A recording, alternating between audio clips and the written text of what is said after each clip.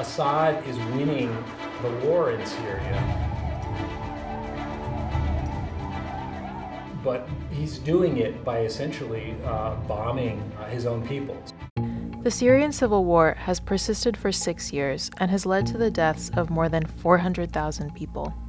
The conflict is messy. It involves lots of opposing players and supporting governments, all of whom have different goals. Because of this, it can be difficult to discern who the enemy is and what's actually happening on the ground. But among all the chaos, one group has emerged as unequivocal good guys. A small group of volunteers called the White Helmets run into smoldering rubble and rescue injured and trapped victims, including infants. This was an organization that basically formed around the idea of our communities are being bombed, and let's do what we can to protect human lives. So why is it that when I Google White Helmets, one of the first results is fake? The White Helmets is volunteer-based and completely non-political, meaning it doesn't matter if the victims are rebels, civilians, or members of the Syrian military. Every human life is equal in the eyes of first responders. The group's work has not gone unnoticed. They've garnered millions of dollars in donations and were even the subject of a Netflix documentary, which won an Academy Award. In Western media, the White Helmets are basically heroes.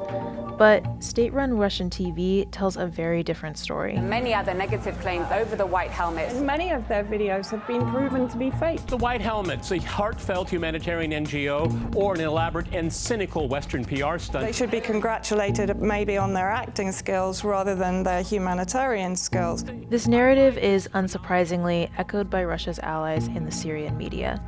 And it's even been adopted by right-wing conspiracy sites in the US, like InfoWars. The basic allegation is this: the White Helmets are a terror organization fooling Western media into thinking it's a humanitarian group by staging rescue missions. But why target a group that's not taking either side in this war? We asked White Helmets member Khaled Khatib, who said that merely documenting what's happening on the ground makes the group a target for propaganda. So they are starting a big propaganda against our work because we have documented a lot of massacres for Assad regime and Russia. Khatib is a cinematographer from Aleppo. He captured much of the footage for the Netflix documentary. Assad regime used chemical attack, barrel bomb, cluster bomb. The people can't work, and the children can't go to school. Most of the infrastructure is destroyed.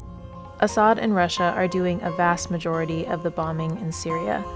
In 2016 alone, Syrian forces dropped nearly 13,000 barrel bombs in cities and suburbs. 99% of the victims were civilians. But Assad and Russia don't want you to know this. They want you to think that they're targeting terror groups. And part of the way they propagate this lie is by casting doubt on those whose footage shows otherwise.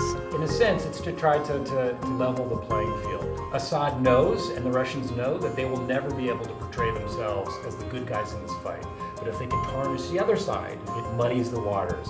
Very few people that see these tweets or watch the propaganda videos really have the time or energy to kind of track very carefully what's going on in Syria. And so that's the environment in which conspiracy theories such as this one thrive.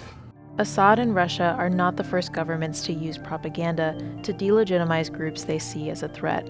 The Nazis did it before and during World War II to spread distrust of Jews and intellectuals. The Jew is the demon behind the corruption of mankind, and these pictures prove it.